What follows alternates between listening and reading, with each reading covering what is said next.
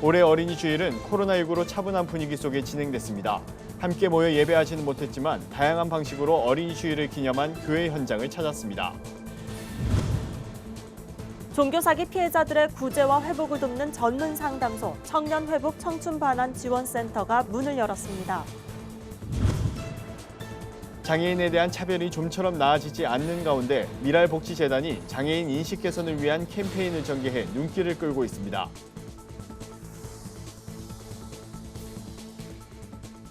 안녕하십니까. 구티비 뉴스입니다. 올해 어린이 주일은 코로나19로 차분한 분위기 속에 진행됐습니다. 사회적 거리두기가 연장되면서 예년처럼 함께 모여 예배하지는 못했지만 다양한 방식으로 어린이 주일을 기념한 교회들이 있었는데요. 모처럼 아이들의 밝은 웃음을 만날 수 있었던 주일 현장을 조유현 기자가 취재했습니다. 코로나19 사태로 올해 어린이 주일은 예년과 다르게 차분했습니다. 다 함께 모여 왁자지껄한 축제를 벌일 순 없지만 다양한 방식으로 특별한 어린이 주일을 보낸 교회들이 있어 눈길을 끕니다. 서울 서대문구에 위치한 원천교회 유치부에서는 아이들이 부모님과 함께 드라이브스루로 교회를 찾아 선물을 받아갈 수 있도록 했습니다.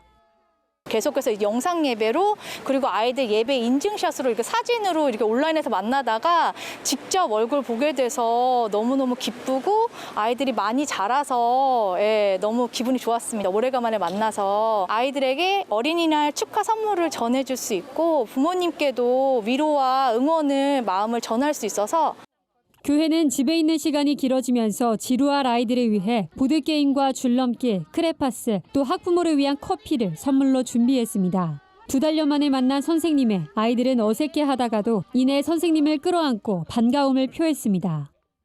게임 선물 받았어요. 기분 좋아요. 그래 빨리 오고 싶어요. 개구리 사탕 먹기. 집에서 언니랑 할 거예요. 선물 주셔서 감사합니다. 사랑해요. 신촌 성결교회 영유아부에서는 마술사를 초청해 사역자들이 패널로 함께하는 영상을 만들어 어린이 주일에 방영했습니다. 또 달고나 커피 만들기와 딸기청 만들기 등 다양한 영상을 직접 촬영해 아이들이 부모와 함께 쉽게 따라할 수 있도록 했습니다. 우리들 교회는 어린이 주일 당일 유튜브 라이브 방송으로 아이들이 퀴즈 이벤트와 게임 이벤트에 참여할 수 있도록 했습니다. 어려운 상황 속에서도 아이들에게 복음의 희망을 전하는 교회들의 섬김을 확인할 수 있는 어린이 주일이었습니다. 구티비 뉴스 조유현입니다. 이단에 빠졌던 사람들 중에는 탈퇴 후 적응에 어려움을 겪는 경우가 많습니다. 주변의 도움 없인 정상적인 생활로 돌아오기가 쉽지 않은데요. 종교 사기 피해자들을 구제하고 이들의 정서적인 회복을 돕는 전문 상담소 청년 회복 청춘 반환 지원센터가 설립됐습니다. 센터는 신천지를 상대로 대규모 소송을 준비하는 등 이단 대처에도 적극 나설 계획입니다. 김민주 기자입니다.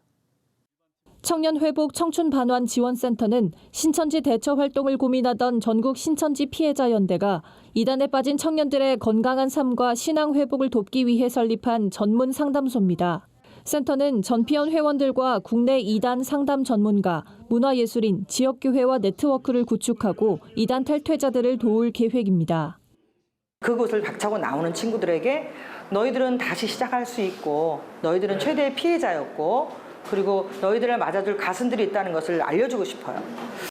센터는 구체적으로 신천지를 상대로 피해 보상을 요구하는 청춘반환 소송 후원금을 마련하고 법률 상담을 지원할 예정이라고 밝혔습니다. 전피연에 따르면 현재 강원도 춘천에서 신천지 피해자 4명이 제기한 2차 청춘반환 소송이 진행되고 있습니다. 3차는 전국에 있는 신천지 피해자를 모집해 집단 소송으로 진행될 계획입니다. 센터는 소송 비용을 마련하기 위해 최근 CCM 음반 회복을 발매했습니다. 이 밖에 센터는 이단 탈퇴 청년들의 정서적 회복을 돕기 위한 상담과 예술 치료도 지원합니다. 상담은 이단 상담소와의 연계를 통한 반증 교육과 가족 상담, 학업과 진로 상담 형태로 이뤄질 예정입니다. 예술 치료 활동으론 밴드 음악 활동과 글쓰기, 독서 모임 등이 계획돼 있습니다. 자녀들을 신천지에 빼앗긴 피해 부모들은 청청센터 개소와 향후 활동에 대한 기대감을 드러냈습니다.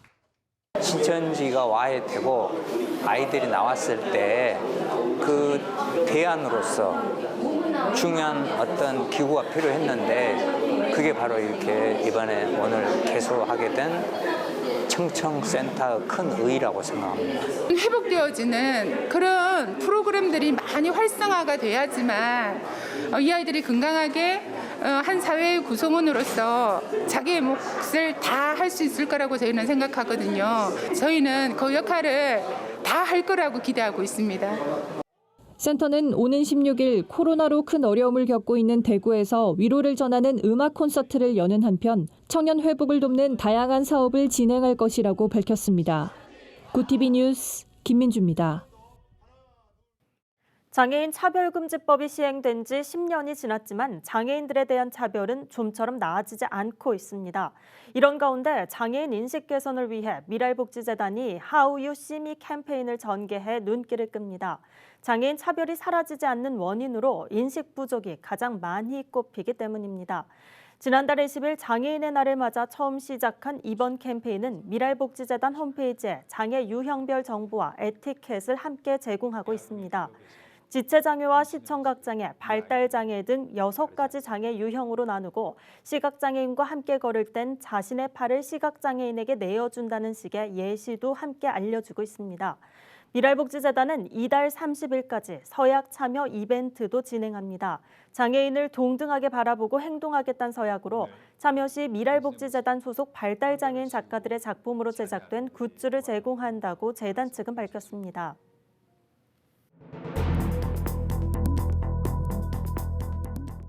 세계 곳곳의 주요 소식을 살펴보는 시간입니다. 말레이시아 정부가 코로나19 확산을 막겠다며 불법 체류자 수백 명을 체포했습니다. 국제사회는 인권 침해에 대한 우려를 표명했습니다. 자세한 소식 박은결 기자가 전해드립니다. 말레이시아 정부가 코로나19 확산을 막겠다며 불법 체류자 수백 명을 체포했습니다. 불법 체류자들이 다른 지역으로 이동해 바이러스를 퍼뜨릴 가능성이 있다는 겁니다. 현지 언론에 따르면 말레이시아 경찰은 외국인 주거 지역에서 대규모 단속을 실시해 적법 서류를 갖추지 않은 이주 노동자 586명을 검거했습니다. 이 중에는 어린이도 포함됐습니다. 이에 대해 국제사회는 우려를 표명했습니다. 유엔은 성명을 통해 구금 과정에서 인권 침해가 발생할 수 있고 밀집된 환경에서 오히려 바이러스가 퍼질 수 있다고 지적했습니다. 미국 트럼프 대통령에 이어 폼페이오 국무장관도 코로나19의 발원지로 중국 우한 연구소를 지목하며 중국 책임론을 제기했습니다. 폼페이오 장관은 미국 ABC 방송에 출연해 코로나19가 중국의 우한 바이러스 연구소에서 시작됐다는 상당한 양의 증거가 있다고 주장했습니다. 중국이 고의로 바이러스를 퍼뜨렸다고 생각하는지 아니면 우발적 사고라고 보는지에 대한 질문에는 이에 대해서는 말할 게 없다며 즉답을 피했습니다. 미국에서 코로나19 완치자들의 혈액이 많게는 수천만 원에 팔리고 있다고 일간 뉴욕타임즈가 보도했습니다. 코로나19 백신 또는 치료제 개발업체들에게 혈액 샘플이 절실한 상황에서 미국의 일부 바이오 기업들이 기증받은 혈액을 고가에 팔아 이윤을 남기고 있다는 겁니다. 뉴욕타임즈에 따르면 바이오 업체인 캔터바이오 커넥스는 완치자 혈액 1ml, 약 20방울을 최소 $350에서 최고 $40,000, 우리 돈 약 5천만 원에 판매했습니다. 혈액 내 항체 수치가 높을수록 비싼 가격이 매겨졌습니다. 북대서양조약기구 나토가 코로나19 2차 유행을 우려하고 있으며 이에 대비하기 위한 군사작전 계획을 세우기로 했다고 현지 언론이 보도했습니다.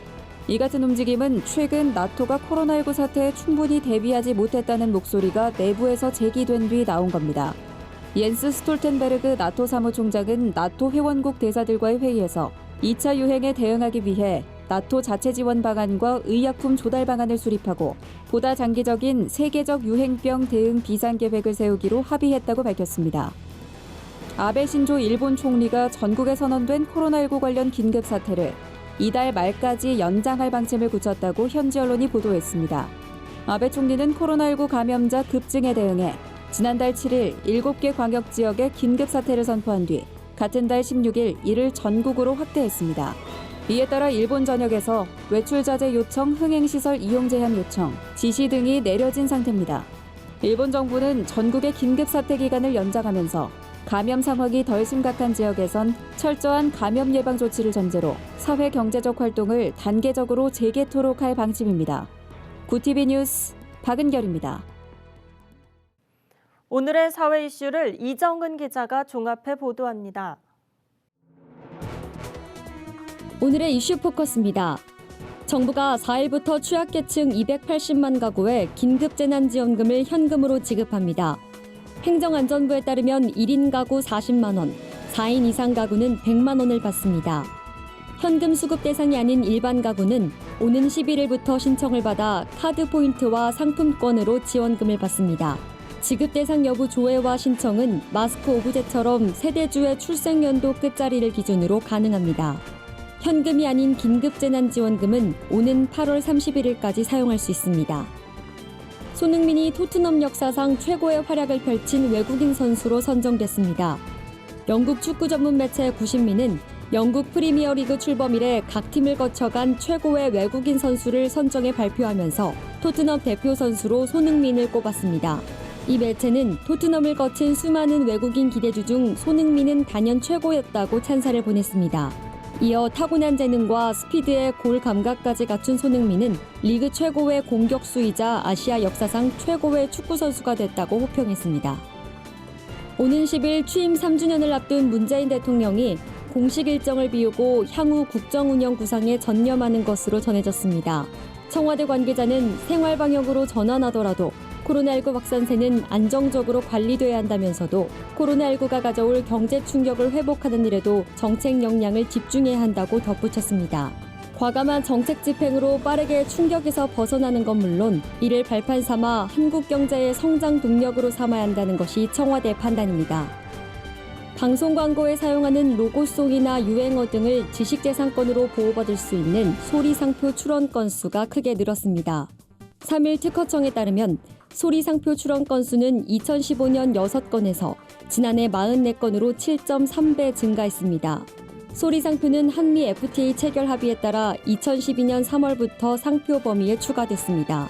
특허청 관계자는 국내 기업들이 시각 상표뿐만 아니라 소리 상표 등을 활용해 기업 고유의 정체성을 강화하면 국내 경쟁력 확보는 물론 글로벌 시장에서도 큰 도움이 될 것이라고 말했습니다. 코로나19 확산 방지를 위해 통제됐던 장병 휴가가 오는 8일부터 정상 시행됩니다. 국방부는 정부의 생활방역 전환에 따라 장병 휴가를 8일부터 정상 시행하기로 했다고 4일 밝혔습니다. 외박과 면회는 국내 코로나19 확진자 발생 여부와 사회 감염 추이 등을 고려해 추후 단계적으로 시행할 예정입니다. 아울러 복귀 시 발열 등 건강 상태를 확인하고 유증상자의 경우 유전자 증폭 검사와 예방적 격리, 관찰 조치를 병행할 예정입니다. 정부가 청소년의 카페인 과다 섭취 방지를 위해 학교 주변 200m 내에 고카페인 음료 판매를 제한합니다. 4일 식약의약품안전처에 따르면 고카페인 음료 판매 제한 지역이 학교 매점에서 어린이 식품안전보호구역 전체로 확대됩니다. 또 학교 주변 200m 이내 음식점에 대해 음식점 위생등급제 지정을 활성화하고 위생 수준을 지역별로 평가해 공개할 예정입니다. 이의경 식약처장은 어린이의 먹거리 안전을 높일 수 있도록 법령 제도를 신속히 정비하겠다고 말했습니다. 구티비 뉴스 이정은입니다. 글로벌 선교방송단과 함께하는 교계 소식을 하나은 기자가 보도합니다. 여의도 순복음교회가 저출산 문제 해소를 위해 교회 성도들을 대상으로 지원해온 출산 장려금을 올해부터 대폭 늘리기로 했습니다. 여의도 순복음교회는 최근 운영위원회를 열고 첫째 아이 출산 시 기존 50만 원이 지원되던 출산 장려금을 100만 원으로 증액하기로 했습니다. 둘째 아이 출산 시엔 200만 원, 셋째와 넷째는 500만 원, 다섯째부터는 기존 200만 원에서 5배 인상한 1,000만 원을 지급하기로 했습니다. 이영훈 위임 목사는 생명 존중은 기독교의 근본 가치인 동시에 성경에서도 생육하고 번성할 것을 명령하고 있다면서 아이를 많이 낳아서 잘 기르는 것은 신앙적으로 성경의 지침을 충실히 따르는 것이라고 강조했습니다. 기독교 윤리실천운동이 이천 물류창고 화재 피해자를 위로하는 성명을 발표했습니다. 기윤실은 우리 모두는 사람의 생명과 안전을 최우선시하는 일터를 만드는 데 힘을 모아야 한다며 이번 사고로 가족을 잃은 유가족들과 부상을 당해 고통 중에 있는 노동자들, 큰 충격 속에 있는 생존 노동자에게 위로를 전한다고 밝혔습니다. 그러면서 국회와 정부, 기업, 시민사회를 포함한 모든 국민이 산업재해를 막고 노동자의 생명을 보존하는 데 힘을 모아야 할 것이라고 말했습니다. 코로나19로 어려움을 겪는 장애 아동들을 위해 여배우들이 랜선 바자회를 열었습니다. 배우 박시은, 이태란, 유선, 박타미는 유튜브를 통해 여배우들의 은밀한 바자회라는 이름의 온라인 바자회를 열고 소장품들을 판매했습니다. 배우 진태연의 사회로 진행된 바자회는 소장품 주인과 관련된 퀴즈를 내고 가장 먼저 정답을 맞힌 사람을 낙찰자로 선정하는 방식으로 진행됐습니다.